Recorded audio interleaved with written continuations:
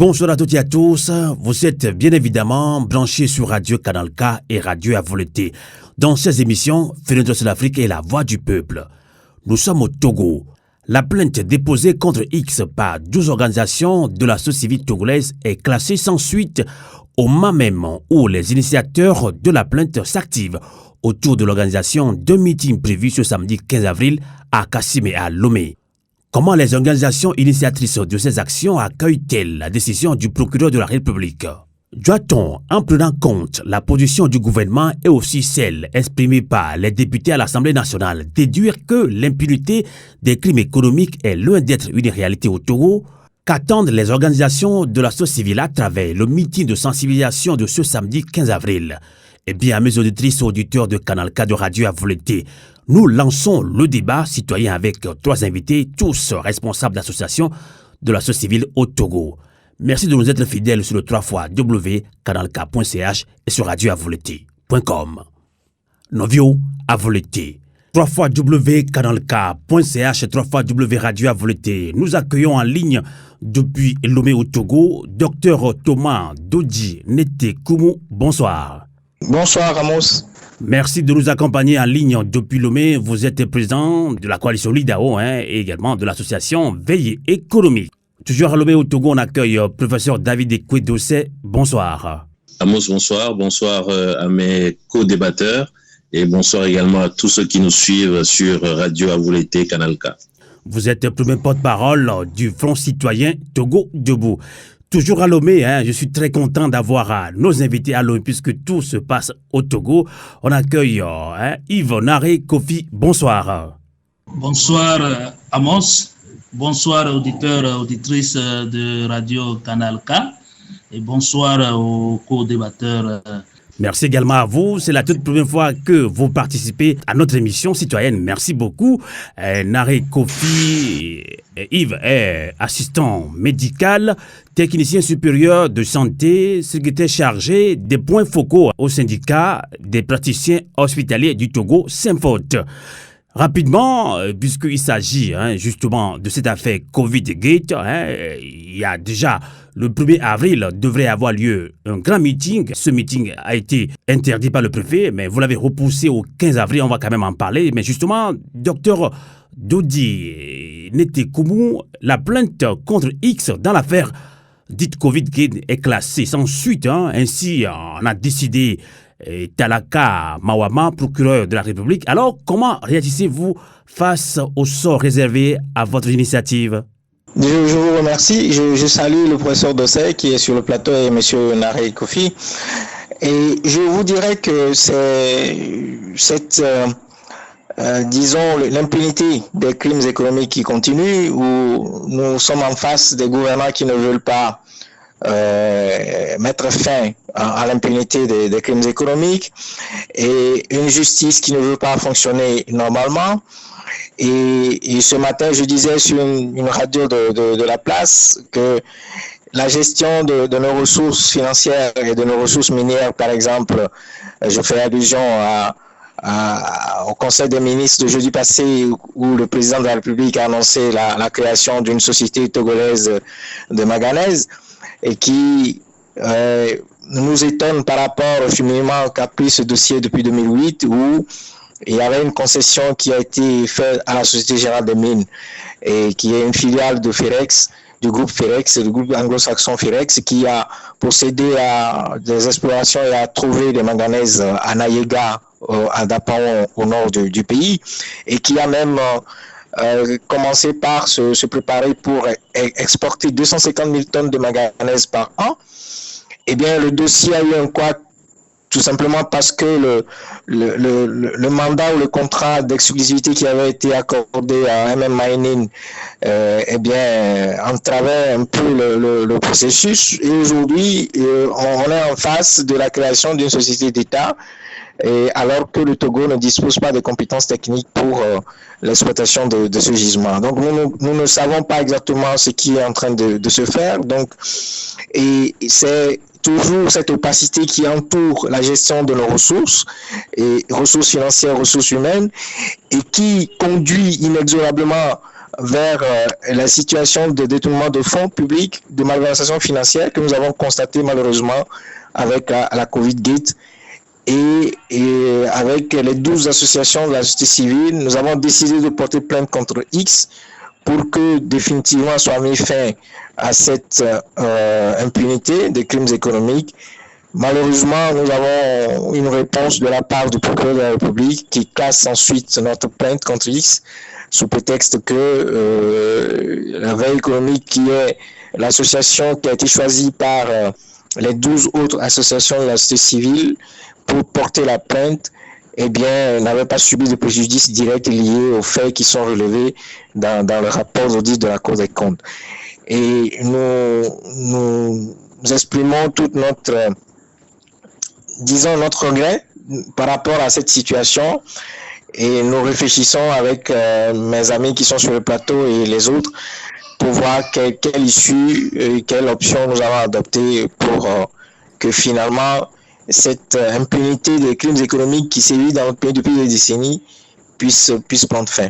Et Narey Kofi, je rappelle tout à l'heure que vous êtes assistant médical technicien supérieur de santé, secrétaire chargé des points focaux au syndicat des praticiens hospitaliers du Togo Saint-Faute. Et Synergie, votre association, ou votre mouvement, ou votre syndicat fait partie de ces 12 coalitions qui ont porté plainte justement contre X dans l'affaire dite Covid. Et finalement, le procureur de la République a classé sans suite ce dossier. Et comme vous l'avez suivi tout à l'heure, Dr Nete Koumoudoudi l'a dit, le procureur motive cette décision par l'article 32 du Code de procédure pénale du Togo, au motif que veille économique ne justifie pas d'aucune qualité à agir. Alors, que répondez-vous au motif évoqué, Narey Kofi? Merci, Amos. Je pense que le docteur, comme on l'a dit, face à l'opacité qui gangrène la gestion de nos ressources, et en prenant le cas précis qui est décrié après le rapport de la Cour des comptes, au fait, la justice devrait nous départager. C'était à la justice de nous départager. Et c'est une déception quand la justice dit que ces organisations n'ont pas subi de préjudice. Moi, je pense que c'est un faux fuyant. C'est un faux fuyant. L'argent dont nous parlons, c'est la grande partie, c'est donné à notre pays sous forme de prêt. Notre pays l'a reçu sous forme de prêt, et que c'est les Togolais qui vont travailler sur plusieurs années pour rembourser cette somme colossale. Donc c'est l'argent du contribuable togolais qui a été pillé ainsi. Et quand on dit l'argent du contribuable, c'est destiné d'abord, quand on prend cette somme par rapport au décret avant le début de la gestion, je pense que c'était estimé à 400 milliards et reparti comme de l'argent qui devrait servir donc à la riposte et à la résilience, par exemple, du système de santé. Mais au jour d'aujourd'hui, nous sommes à quel stade quand nous prenons le système de santé? Et on ne peut pas dire que les OS qui ont déposé la plainte au nom du peuple n'ont pas eu de préjudice. Moi, je pense que c'est un faux fuyant et que le procureur qui devrait normalement, en temps normal, s'auto-saisir a vraiment refusé de prendre ses responsabilités. Et donc, le préjudice, vraiment, c'est nous les Togolais qui le subissons déjà, et que la justice devrait vraiment prendre ses responsabilités pour apporter la lumière dans ce que nous appelons aujourd'hui le Covid-19. Alors, d'accord.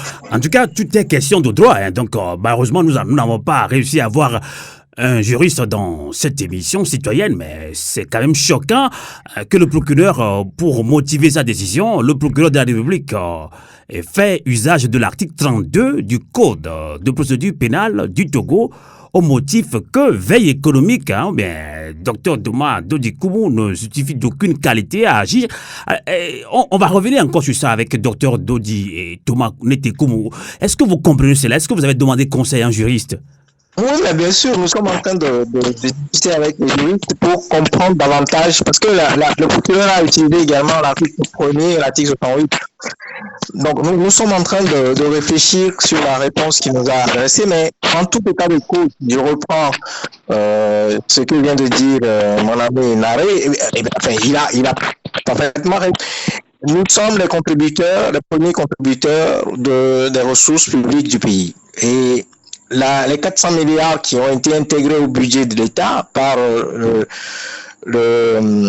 l'ordonnance du 11 mai, eh bien, précise clairement que c'est des ressources publiques. Des ressources publiques qui, en ce qui concerne les crédits qui ont été accordés et mis à la disposition du Togo, eh bien, seront remboursés par des recettes fiscales et non fiscales. Et nous tous, nous participons à l'effort fiscal. Et lorsque ce que la Cour a relaté dans le rapport, en ce qui concerne l'amélioration du système sanitaire, alors même que cette amélioration du système sanitaire aujourd'hui n'est pas avérée, eh bien, on ne peut pas dire qu'il n'y a pas préjudice. Il y a préjudice aussi bien sur tous ceux qui sont les employés qui travaillent dans le système sanitaire, mais également préjudice vis-à-vis des Togolais et des Togolaises qui ont besoin de soins au niveau de notre système sanitaire. Donc, il est anormal, en tout cas en ce qui concerne l'utilisation de l'article 32, de dire qu'un citoyen togolais, aujourd'hui, qui participe à l'effort fiscal, dont les enfants participeront à l'effort fiscal pour le remboursement de notre dette, et Dieu sait que les échéanciers de cette dette ont étendu sur 40 ans, eh bien, il est anormal aujourd'hui que le procureur de la République puisse nous dire qu'aucun citoyen togolais à ce jour, parce qu'il ne s'agit pas uniquement de veille économique, il s'agit d'une décision qui concerne l'ensemble des citoyens togolais, qu'ils soient personnes physiques ou personnes morales, qui n'auraient pas subi directement des préjudices dans le cadre de la gestion du fonds de solidarité, de riposte de solidarité de Covid-19, eh bien, il s'agit de tous ces citoyens-là. Et de façon générale, on nous fait comprendre que notre pays peut être mal gouverné sur le plan économique et le citoyen n'a pas possibilité de recourir à la justice pour que la justice puisse trancher, comme vient de le dire M. Naré. Et nous sommes vraiment choqués, étonnés, voire désolés par rapport à cette prise de décision. D'accord. On verra bien comment les juristes, avec une lecture, des interprétations des dispositions sur lesquelles le procureur s'est basé dans le code pénal, nous allons analyser tout ça et voir quelle option choisir. D'accord. Dans cette émission citoyenne également, nous accompagne en ligne depuis Lomé au Togo, professeur David Dossé, qui est premier porte-parole du Front citoyen Togo Debout. Mais justement, professeur David Dossé, la sortie des organisations porteuses de cette initiative témoigne de combien elles tiennent à une action judiciaire dans cette affaire Covid-Gate. Alors, le classement sans suite de la plainte contre X met-il fin à l'action judiciaire envisagée? Non, bien sûr que non. Je crois que ce qui a été dit sur le plateau par M. Koumou et M. Naré est assez édifiant quand on s'y concerne la nature de notre justice, de notre système judiciaire.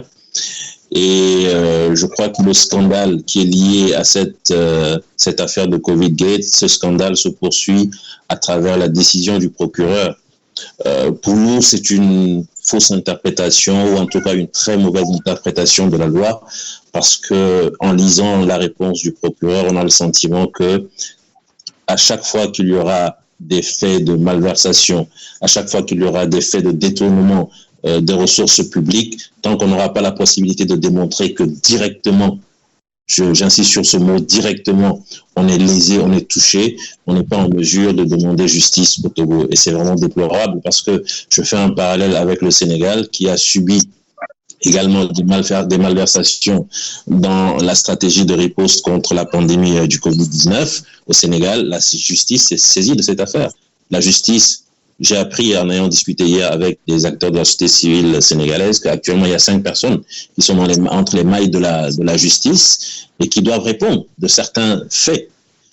Voilà, donc une situation au Sénégal de façon tout à fait naturelle, je dirais, la justice joue son rôle, le procureur joue son rôle, il est là pour défendre les intérêts du peuple sénégalais. Et une même situation au Togo, on nous dit que cette action ne peut pas être conduite parce que directement l'association Veille économique n'est pas lésée. Donc c'est une très mauvaise façon d'interpréter la loi et c'est encore un mauvais signal qu'on envoie pour dire qu'au Togo régnera encore l'impunité en matière des crimes économiques. Bien sûr, nous n'allons pas nous arrêter à ça, puisque tout le monde le sait aussi. Cet état de la justice togolaise, ça ne date pas d'aujourd'hui.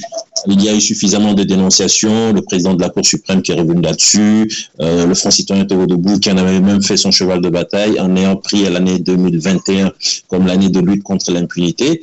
Et donc, nous connaissons l'état de notre système judiciaire. Et donc, on ne s'attendait pas vraiment à un miracle.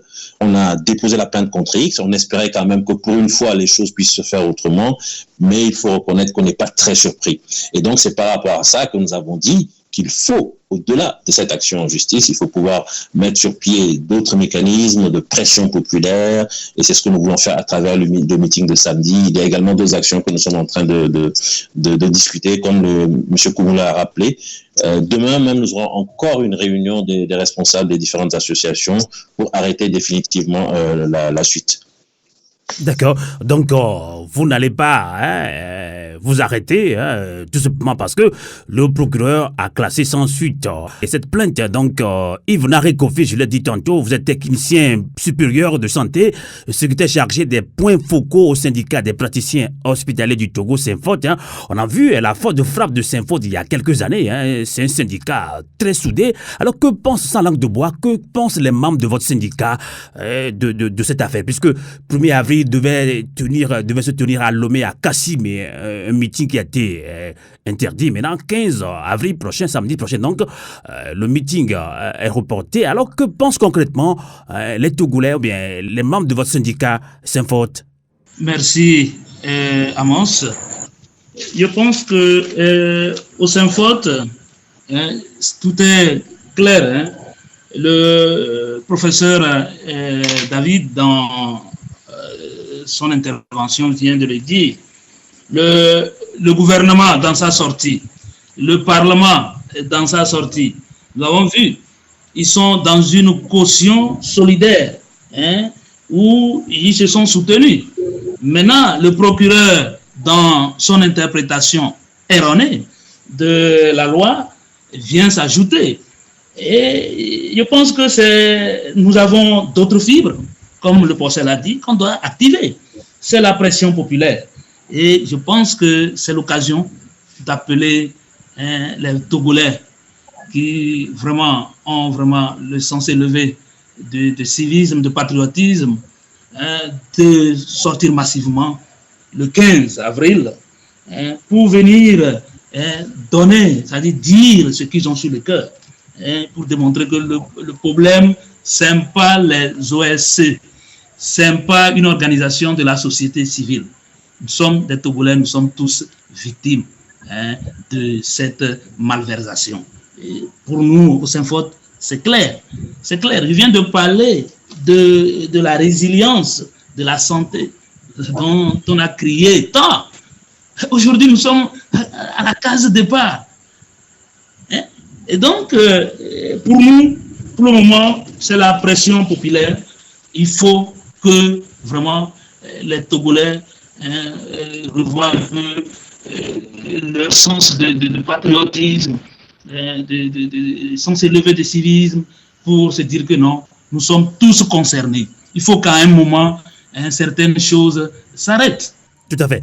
Donc nous sommes tous concernés, donc Saint-Faute, comme je viens de le dire, c'est pas moi qui le dis, l'histoire retient que Saint-Faute dans le temps a mobilisé les praticiens hospitaliers, ils ont tenu tête quand même au gouvernement togolais. Alors Thomas Dodi Koumou, sans langue de bois, vous êtes la cheville ouvrière de cette mobilisation, de cette plainte-là. Alors quelle suite peut-on attendre des 12 organisations qui prennent à bras le corps cette affaire qui, selon vos propres termes, constitue une crise économique, puisque vous êtes quand même un grand économiste, Dodi Koumounete? Si je renchéris sur ce que vient de dire monsieur Naré, mais écoutez, dans le rapport d'audit de la Cour des comptes, il a été dit clairement que plus de 4 milliards 800 millions qui devaient servir à remettre sur pied ou à un certain nombre de centres de santé sur 9 sites étendus sur l'étendue du territoire national, à Méran, à Takpamé, Notien, et Mango, Dapaon, eh bien, et la Cour a relevé clairement que ces centres n'ont pas été réceptionnés. Et alors que les 4 milliards, plus de 4 milliards 800 millions ont été décaissés par l'État. Dans ce cas-là, est-ce que le procureur de la République peut nous dire qu'il n'y a pas préjudice, qu'aucun Togolais n'a subi de préjudice, et que c'est uniquement Veille économique qui, de par son interprétation, n'aurait pas subi de préjudice. Donc, lui, il ne pouvait pas instruire la plainte contre X qui lui a été adressée. Je pense qu'il aurait pu quand même faire l'effort de faire de l'évaluation, de lire le rapport et de comprendre que si Veille économique, en tant que personne, association, n'avait pas subi de préjudice, il y a d'autres institutions de l'État du Togo qui ont subi des préjudices dans le cadre de la mauvaise gestion de ce fonds-là. Bon, ce qui est clair, c'est que nous sollicitons aujourd'hui, au niveau des organisations de la société civile, le soutien de la population dans le cadre de ce cheminement. Et si nous arrivons à obtenir ce soutien de samedi, vous pouvez être sûr que nous allons rebondir. Il y a des pistes de solutions. C'est vrai, le chemin est étroit en ce qui concerne le recours pour remettre sur pied cette plainte contre X, mais ce n'est pas impossible. Nous allons réfléchir à tête froide et trouver des solutions, des moyens de pression. Et s'il faut, je ne sais pas, on pourra demander un conseil aux juristes pour voir si la mise en place d'une pétition de 500 000 Togolais peut nous permettre de mettre la pression sur son excellent président de la République ou sur le gouvernement. De toutes les façons, nous allons trouver un moyen. Tout à fait. Pour pouvoir réussir à nous faire entendre. Il est hors de question qu'on nous fasse comprendre, et c'est ce que dit le courrier du procureur de la République. Il est hors de question qu'on nous fasse comprendre on est dans un pays totalitaire où le pouvoir exécutif, législatif et le pouvoir judiciaire se retrouve sous la coupole du président de la République, et que personne ne peut dans ce pays revendiquer ses droits, surtout lorsqu'il y a détournement de fonds publics ou mauvaise gouvernance sur le plan économique. Donc on se rend compte qu'en réalité, on n'a pas la possibilité aujourd'hui de recourir à la justice lorsque le pays est mal gouverné sur le plan économique. C'est ce que explique cette réponse du procureur de la République. Donc, nous dire que dans la gestion de ce fonds-là, il n'y a pas de préjudice sur les populations, c'est fou, c'est archi fou. Donc on verra, nous allons réfléchir et trouver des solutions. D'accord. Alors, docteur Dodi Nete Koumou, doit-on, en prenant compte la position du gouvernement ainsi que celle exprimée par les députés à l'Assemblée nationale, déduire que l'impunité des crimes économiques est loin d'être une réalité au Togo? Ça oui, c'est loin d'être une réalité au Togo. Nous avons l'impression que nous sommes dans un pays totalitaire où l'ensemble des institutions qui devraient défendre les populations, ces institutions sont inféodées au pouvoir exécutif, et ils sont soutenus par le pouvoir, je dirais, militaire, les forces de défense et de sécurité, qui garantissent leur maintien au pouvoir. Ils refusent systématiquement de punir tout dérage ou toute dérive sur le plan économique, ils se soutiennent et la justice malheureusement est partie à ce jeu macabre. Donc aujourd'hui, il est clair que l'impunité économique et d'ailleurs toute forme d'impunité dans le pays va continuer. Je vous rappelle que le CACIT nous a fait comprendre que lors des tueries de 2005 à Takamé, ils ont introduit 72 plaintes au niveau du parquet et que depuis 2005, depuis qu'ils ont introduit ces 72 plaintes jusqu'à ce jour, en réalité, ce n'est pas uniquement l'impunité de crimes économiques, mais toute forme d'impunité. Nous nous rendons compte que c'est toute forme d'impunité. Et je rappelais que le CACIT nous a fait comprendre que pour les tueries de 2005, ils ont déposé 72 plaintes. Ils ont déposé 72 plaintes qui n'ont jamais été instruites jusqu'à ce jour. Donc, nous avons l'impression que nous sommes dans un pays totalitaire où les autres pouvoirs qui devraient défendre les citoyens sont inféodés au pouvoir exécutif, soutenus par le pouvoir militaire, et dont l'objectif ultime, c'est le maintien au pouvoir d'un clan qui est assis sur les ressources du pays et comme l'a dit le président de la République, qui s'est accaparé des ressources du pays et au détriment des populations. Donc voilà, donc il est clair que avec la réponse que nous a donnée le procureur de la République, il est clair que ce système d'impunité, notamment au niveau des crimes économiques, continue. D'accord. Alors, on va maintenant parler de mobilisation, puisque vous l'avez dit tout à l'heure, vous allez demander conseil à un juriste, puisque vous n'allez pas rester là. Le côté juridique doit se poursuivre. Alors, avant de relancer plutôt Naré Kofi et de Semfot, on va parler de mobilisation. Comment est-ce que cette mobilisation se prépare pour le meeting de samedi prochain? On va parler également de la diaspora. Comment est-ce que la diaspora s'implique également dans cette organisation avec vous, 12 organisations de la société civile au Togo. Le docteur, professeur David Ekwe-Dossé, tout à l'heure, Naré et Kofi de Semfot dit qu'il a déjà commencé à sensibiliser les syndicats du Semfot. Alors, est-ce que le Togolais lambda comprend que, oui, cette affaire, ce n'est pas que pour qui que ce soit. Comment est-ce que se fait la mobilisation au Togo? Alors, effectivement, M. Koumou l'a rappelé, il ne s'agit pas de dire que c'est maintenant que nous allons demander, je me permets de revenir sur ça, c'est pas maintenant que nous allons demander un avis juridique sur la question. Nous sommes déjà en train de discuter avec les avocats, il y a plusieurs avis qui nous ont été donnés, mais il s'agira peut-être de prendre la décision idoine par rapport à la stratégie.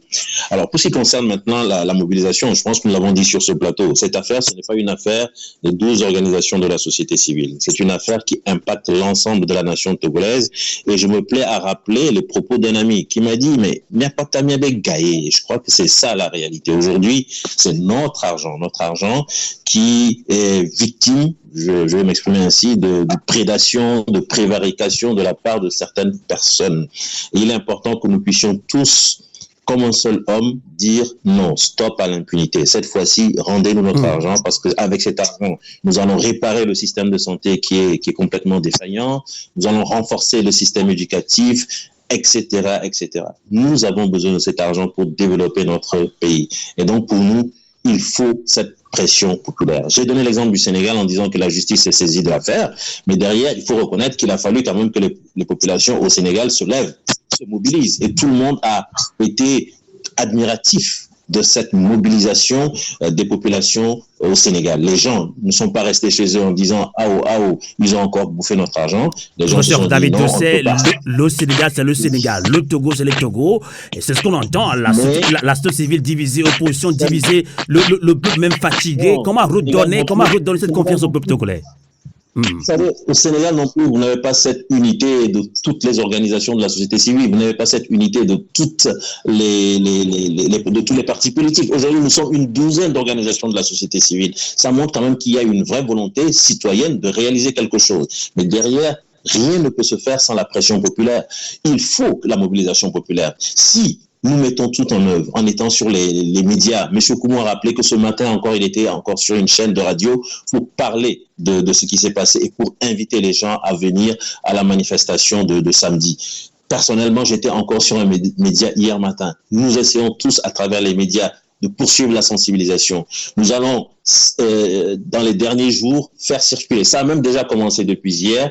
Il y a des tricycles qui circulent pour essayer de sensibiliser les populations en leur disant « Cette affaire, c'est l'affaire de tous. Soyez présents à ce meeting de samedi. » Il y aura des tracts qui vont être distribués dans les derniers jours. Nous allons renforcer vraiment ces tricycles de sensibilisation parce que nous n'avons pas les moyens de faire circuler des véhicules. Cela coûte beaucoup plus cher, des véhicules de sensibilisation.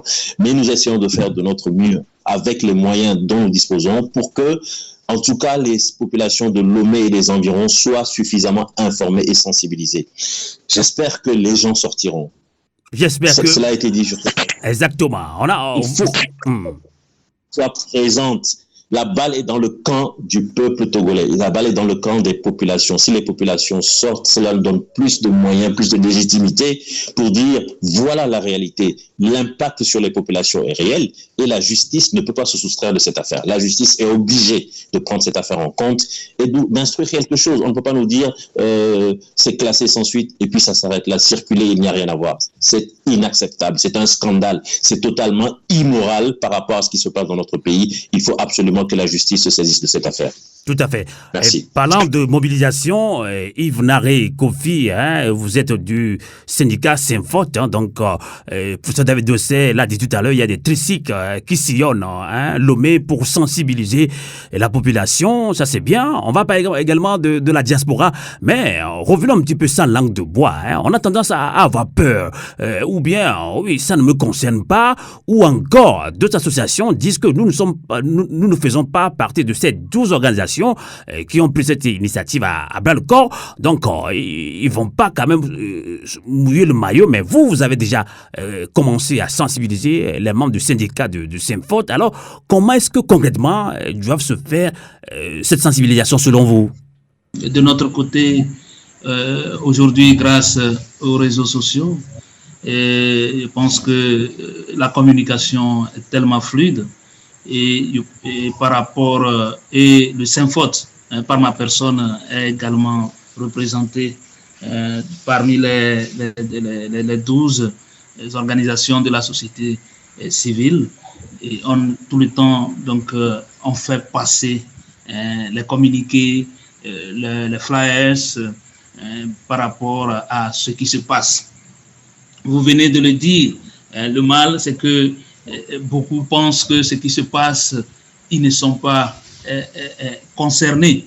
Et comme le disait quelqu'un, dans un naufrage collectif, il n'y a pas de sauvetage individuel.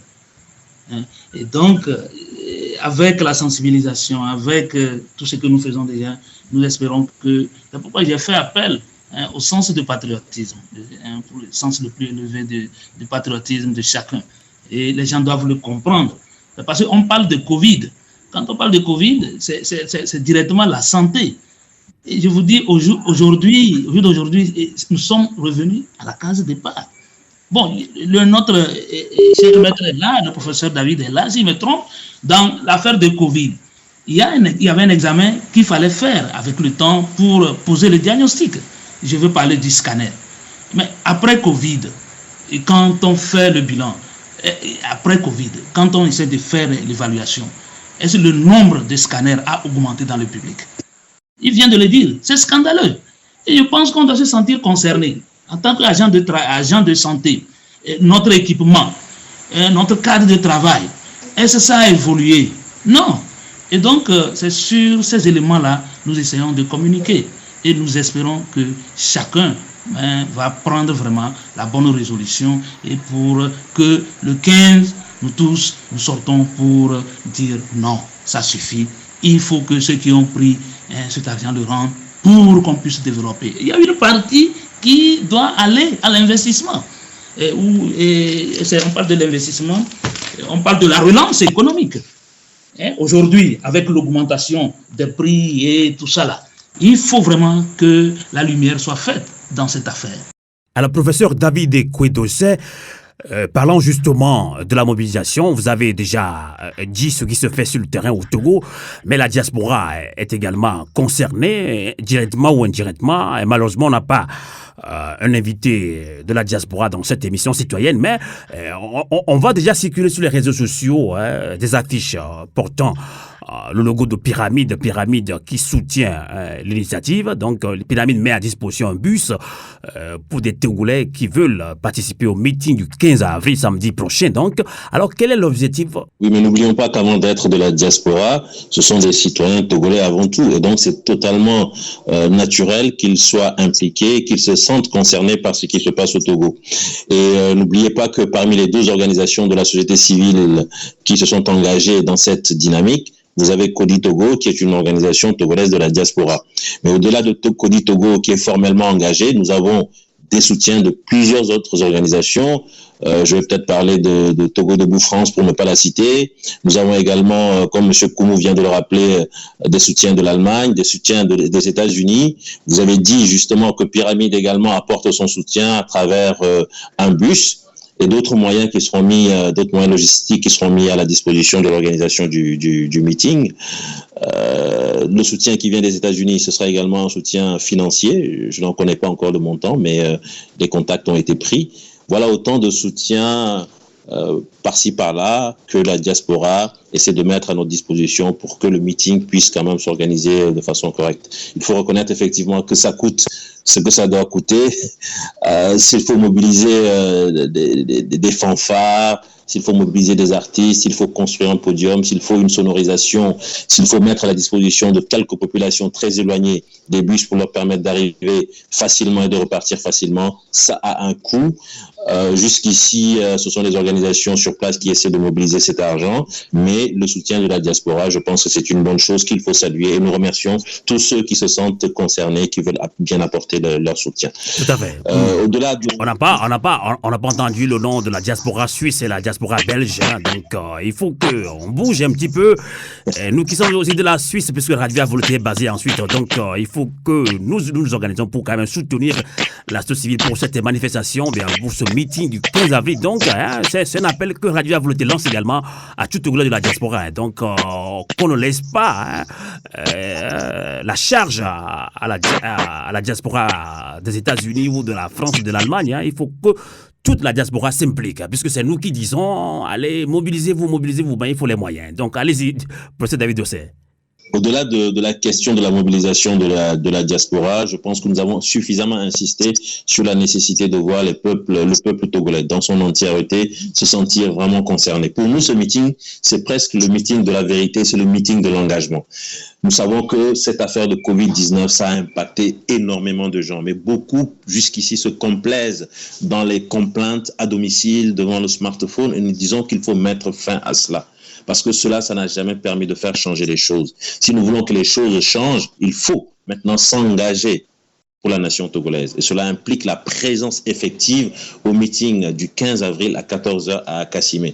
Et par rapport à cela, je voudrais rappeler que nous n'avons toujours pas reçu la réponse de l'autorité administrative, alors que la loi sur les manifestations, dans son article 12, le dit clairement, l'autorité administrative est tenue de nous apporter une réponse claire 72 heures avant le meeting. Le meeting doit se tenir le samedi à 14h, donc 72 heures, ça nous mène au mercredi 14h. Donc, jusqu'ici, si l'autorité administrative n'a pas réagi, c'est qu'elle est en train d'enfreindre la loi qu'elle a elle-même mise sur pied pour encadrer les manifestations. Et donc là, nous en appelons à monsieur le préfet pour qu'il essaie de respecter la loi et qu'il réponde favorablement à cette déclaration, cette note d'information qui lui a été adressée par les citoyens togolais qui veulent se retrouver pacifiquement pour évoquer une question d'enjeu national. Voilà, Amos, merci. Maintenant, on va conclure cette émission citoyenne sur Canal K, sur Radio Volonté, sur le meeting du 15 avril prochain, samedi prochain. Donc, professeur David Dossé a rappelé encore la nécessité de la diaspora de s'impliquer également, surtout financièrement. Hein, et ceux qui sont au Togo doivent aussi bouger un petit peu.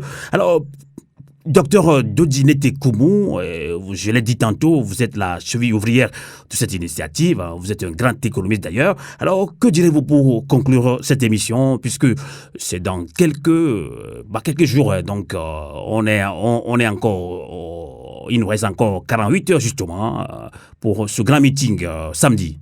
Moi, je voudrais vous remercier de nous avoir donné cette opportunité pour nous exprimer et parler à nos compatriotes, notamment ceux qui sont dans la diaspora.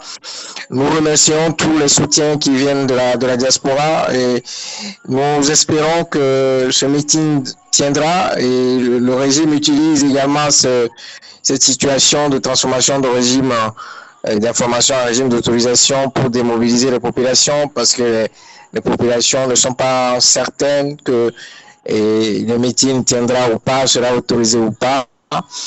Mais je crois que nous sommes à 48 heures. Normalement, on aurait déjà dû avoir une réponse de la part du préfet si oui ou non il nous disait, enfin, il autorisait oui ou non le meeting. Donc, nous demandons aux populations de rester à l'écoute et de se mobiliser massivement pour venir à ce meeting parce que il y aura beaucoup de choses que nous allons déclarer à ce meeting-là pour qu'ils puissent nous donner le soutien nécessaire et le carburant nécessaire pour que nous puissions continuer cette lutte.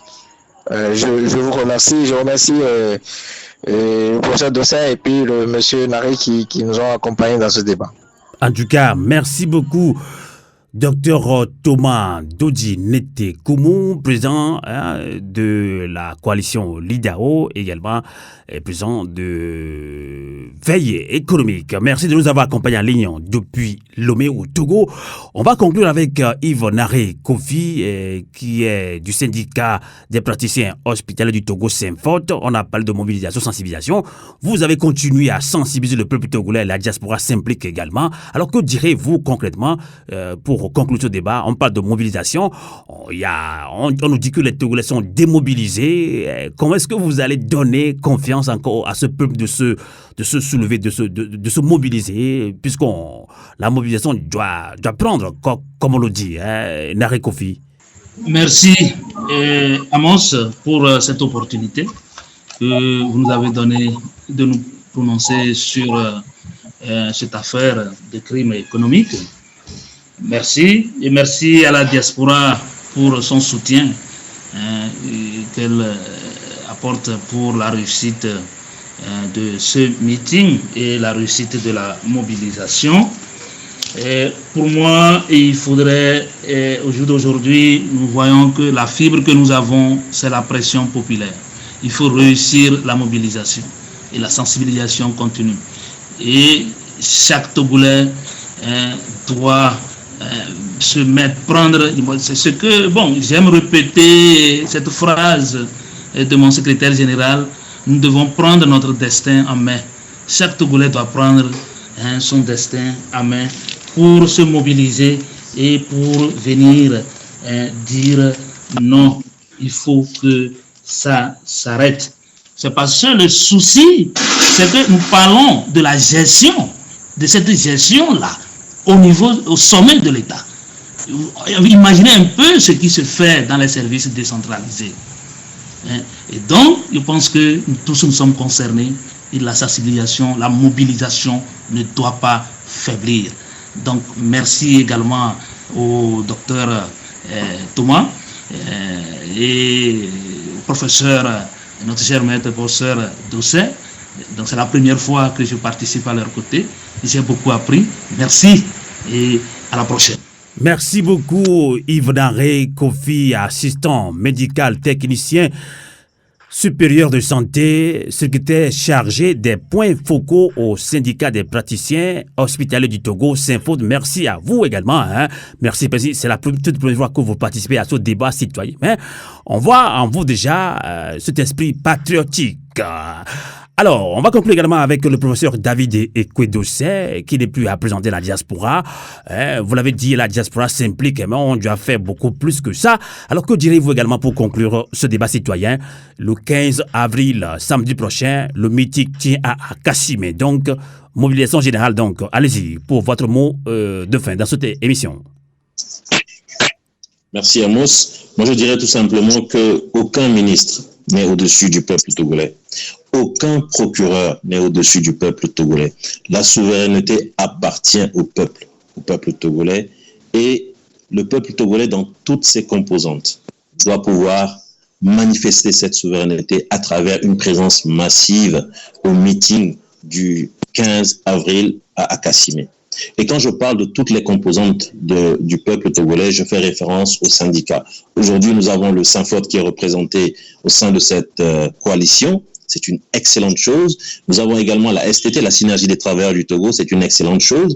Mais de mon point de vue, c'est insuffisant parce que le monde du travail est impacté par ces malversations qui ont été mises en évidence dans ce rapport d'audit de la Cour des comptes. Le monde du travail doit réagir. Et ce silence des syndicats est une mauvaise chose, c'est un mauvais signal par rapport à la crise de gouvernance économique que nous connaissons dans notre pays.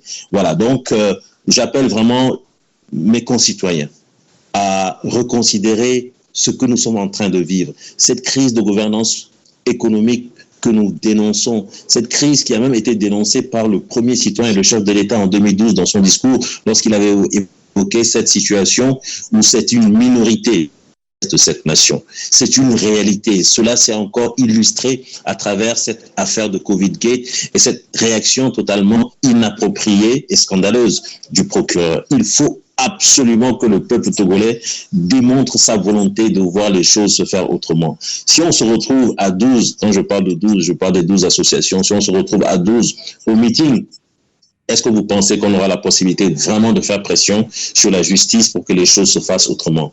Mais si nous sommes 5 000, si nous sommes 10 000, voire plus, le samedi 15, nous demandons simplement aux gens de sacrifier 2 heures de leur temps ce samedi à la nation togolaise pour qu'ensemble, nous puissions dire stop à l'impunité. Donc, merci vraiment à tous ces camarades de lutte qui sont avec nous. Vous savez, aujourd'hui, sur le plateau, on aurait dû avoir une femme, notamment une femme de femme pyramide, mais au dernier moment, elle nous a annoncé avoir perdu un frère et elle n'a pas pu faire le déplacement. Donc, nous sommes de cœur avec elle.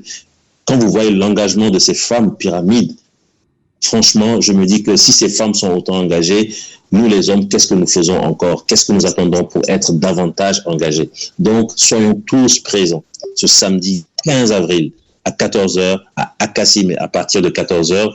Donc, pour dire au chef de l'État qu'il doit prendre la décision que le peuple attend et que cette affaire aille de l'avant. La justice ne peut pas rester silencieuse dans cette affaire.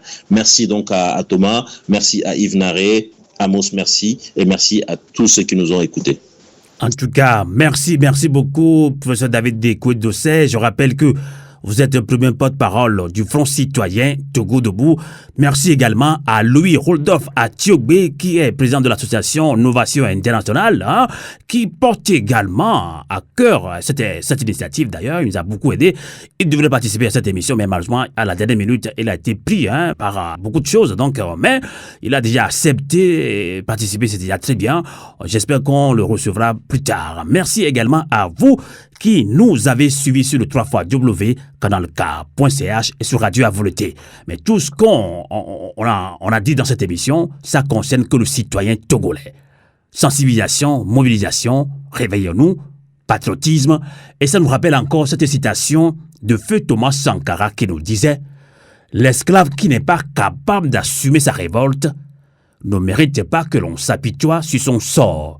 Cet esclave répondra seul de son malheur s'il se fait des illusions sur la condescendance d'un maître suspect qui prétend l'affranchir. » Il a renchéri en disant « Seule la lutte libère. » Novio a volonté.